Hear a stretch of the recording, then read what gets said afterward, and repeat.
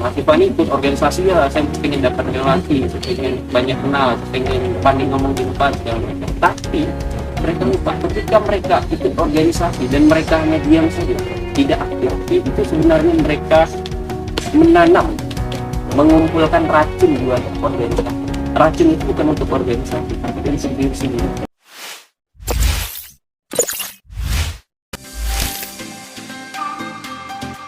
Mungkin banyak nih di luar sana mahasiswa yang masih takut-takut untuk berorganisasi, misalnya karena menganggap dirinya itu introvert, atau mungkin ada yang beranggapan kalau mau ikut organisasi itu harus pandai dalam berbicara atau public speaking. Nah, buat yang masih punya pemikiran seperti ini nih, bagaimana sih tanggapan dari Abang sendiri? Nanti biasa masalah mahasiswa baru ya, biasanya ini ada juga saya salah satu orang yang seperti itu dulu, yang masih mahasiswa baru.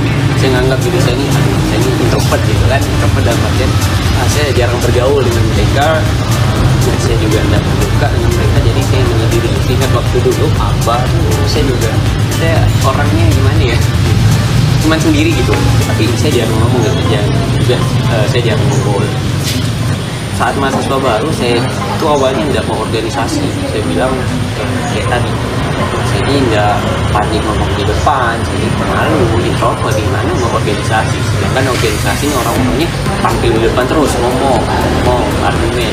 Tapi setelah saya waktu itu ada kegiatan dulu saat KKMB itu ada hampir sebulan, setiap minggunya kami ada dikasih kegiatan-kegiatan untuk pengembangan soft skill kami lah, tentang organisasi juga. Nah, setelah itu saya ikuti kegiatan itu, saya sadar, organisasi ini sebenarnya bukan tempat orang-orang yang udah pandai.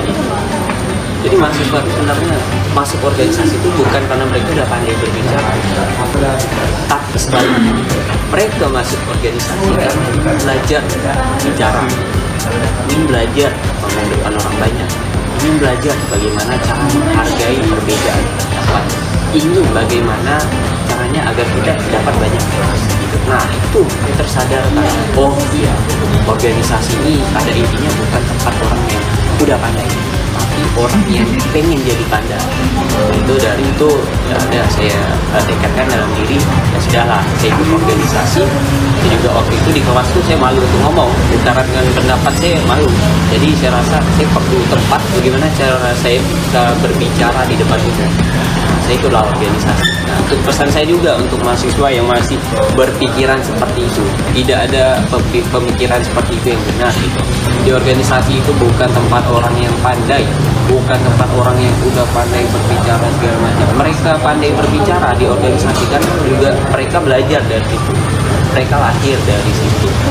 Mereka sebelumnya juga mungkin sama seperti kita belum bisa berbicara di depan. Tapi ketika mereka masuk organisasi ada perbedaan. Contoh nyatanya saya waktu itu saya juga sangat takut untuk berbicara di depan, malu. Kalau dikasih mic tuh, kalau kata orang tuh ketar-ketir gitu, degar gitu. Tapi ketika saya masuk organisasi, nah itu tadi saya belajar. Awalnya emang nih dikasih mic, sering dikasih mic, ngomong, dipaksa ngomong. Ala bisa karena terbiasa gitu. Ngomong sekali masih ketar-ketir, ngomong dua kali masih ketar-ketir, ngomong ketiga, keempat, biasa ya sih. Ternyata tidak setakut itu. Jadi hal itu tuh harus kita coba. Jadi saya sarankan untuk mahasiswa jangan ada lagi stigma seperti itu. Pokoknya kalian harus masuk organisasi. Jangan ada pikir saya ini tidak pantas untuk masuk organisasi. Jangan.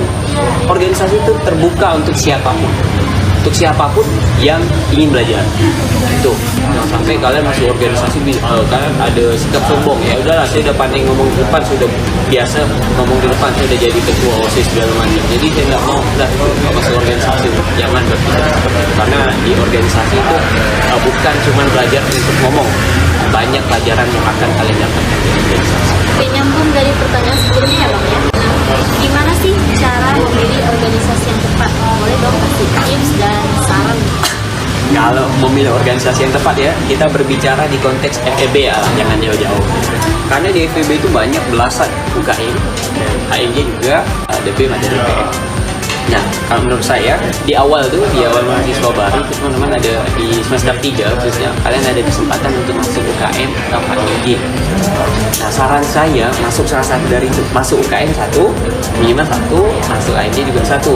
Kenapa? Karena ini UKM ini unit kegiatan mahasiswa. Nah, itu lebih ke bakat kita, minat dan bakat kita. Di FEB itu kalau emang teman-teman ingin lebih tertarik di ilmiah, silakan teman-teman bergabung di formasi. Gitu kan. Kalau emang di pasar modal, silakan ke STM, seni itu ada Ekonomos. Lalu kalau UKM keagamaan itu ada 3, ada Kema Kristen, ada Iktisod untuk Islam, juga ada Gameka untuk Katolik. Dan center juga sama-sama banyak UKM yang bisa menaungi teman-teman sesuai dengan minat bakat teman-teman. Karena kalau emang kalian cuma di kelas udah kalian cuma belajar akademis gitu, tidak ada belajar lebih detail tentang bagaimana penulisan ilmiah, bagaimana dunia. Karena itu saya sarankan kalian lihat potensi yang ada di dalam diri kalian, minat dan bakat kalian di mana. Oke, Bang Andika kan sekarang nih mengemban amanah sebagai gema kan nih Bang ya. Pasti tanggung jawab yang timbul dari amanah itu sangat besar dong Bang. Nah, sharing dong tentang apa aja sih hal-hal yang penting yang harus dilakukan oleh seorang pemimpin.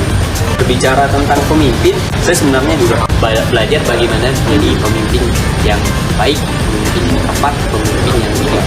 Jadi saya juga ada di Ciringki itu sebenarnya. Dia bilang kalau pemimpin itu jangan jadi pemimpin yang pintar. Kalau pemimpin yang pintar dibandingkan dengan mesin jauh lebih pintar dari kita. Tapi bahkan harusnya mesin yang bakal memimpin kita. Kalau emang orientasi kita kepada kecerdasan dan kepintaran. Jadi pemimpin itu jadilah pemimpin yang bijak. Kalau kita bandingkan dengan mesin itu pintar, komputer pun pintar, tapi tidak bijak, tidak punya hati.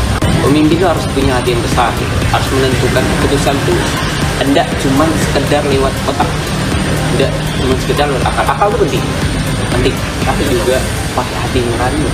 Itu yang perlu dipahami ya. Bukan saya menyalahkan pemimpin yang pintar, tapi jangan hanya jadi pemimpin yang pintar, tapi jadilah juga pemimpin yang bijak. Sehingga ketika kita bijaksana, kita tuh bisa menerima pendapat orang lain, khususnya dari anggota kita. Jadi kita bisa misalnya kita berbeda pendapatnya, saya ada pendapat seperti ini untuk organisasi kita ke depannya. Ternyata lagi ada anggota kita nih, rekan kerja kita menyampaikan, Bang, menurut saya ada hal yang lebih baik daripada plan ini, plan B saya seperti ini, Bang. Nah, kalau emang kita berorientasi pada kepintaran, keegoisan diri, ya udah saya harus tidak peduli, harus keputusan saya yang harus dipakai. Tapi ketika kita bijak, kita memikirkannya dengan baik-baik. Oh iya, yang dikatakan anggota saya juga tanpa pendapat saya mungkin kurang baik dibanding pendapat beliau. Jadi kita pakai pendapat beliau saja. Nah, seperti itu. Jadi pemimpin yang bijak, jangan hanya jadi pemimpin yang sekedar pintar. Gini Bang, nah ini satu pertanyaan yang cukup menarik. Nah, menurut Abang, apakah menjadi pemimpin itu harus pandai public speaking, good looking, dan punya banyak relasi? Yang saya komplain sih sebenarnya 2, good looking. Soalnya kalau good looking, saya nggak good looking, tapi bisa juga jadi pemimpin gitu kan. Jadi yang kedua tuh saya bantah, enggak semua pemimpin tuh good looking. Dan juga kita harus paham, good looking itu relatif kan. Kalau emang good looking itu bukan syarat untuk jadi pemimpin. Tapi public speaking, dan tadi ketiga relasi. Nah itu sebenarnya bukan syarat, tapi ya sangat dianjurkan untuk bisa public speaking dan relasi. Poin yang sangat penting ya ketika kita public speaking, karena kita tahu nih sifat dari pemimpin itu akan sering tampil di depan, akan sering menyampaikan sesuatu hal di depan. Karena itu urgensi dari public speaking sangatlah penting. Untuk menjadi pemimpin kita harus stepnya dari anggota, dari staff, dari bidang, bahkan menjadi ketua gitu. Nah dari situlah kita sebenarnya belajar bagaimana public speaking yang baik. Lalu relasi itu sangat penting untuk pemimpin, karena pemimpin ini yang akan membukakan jalan untuk anggotanya, untuk rekan-rekan kerjanya. Misalkan rekan kerja ini ada mengonsepkan acara seperti ini, anggaplah acara konser. Misalkan kita banyak relasi, kita akan mempermudah mereka cari artis ini menghubungi siapa, aku tahu, aku ada kontaknya. Itu salah satu manfaat dari relasi. Itu salah satu contoh kegiatan. Banyak kegiatan lain yang jika memang pemimpin itu banyak relasi akan memudahkan berjalannya organisasi. Tapi kita harus paham ya, di balik pemimpin organisasi sebenarnya kita semua ini ialah pemimpin atas diri kita sendiri. Untuk menjadi pemimpin, menurut saya tidak ada syarat khusus, karena kita terlahir sebagai pemimpin, cuman bagaimana cara kita memimpin. Ya tadi ya teman-teman ya, luar biasa sekali insight-insight dari Bang Andika hari ini. Kita udah di penghujung ngobrol barang informasi ini kan. Boleh dong Bang Andika kasih closing statement-nya untuk perjumpaan kita pada hari ini. Closing statement ya, tadi kita juga udah panjang berdiskusi. Tidak panjang sih statement saya, cuma ini berlaku untuk semua mahasiswa, khususnya mahasiswa FEB lah, terkhusus lagi untuk diri saya sendiri. Jadilah mahasiswa yang berperan, bukan mahasiswa yang berperan.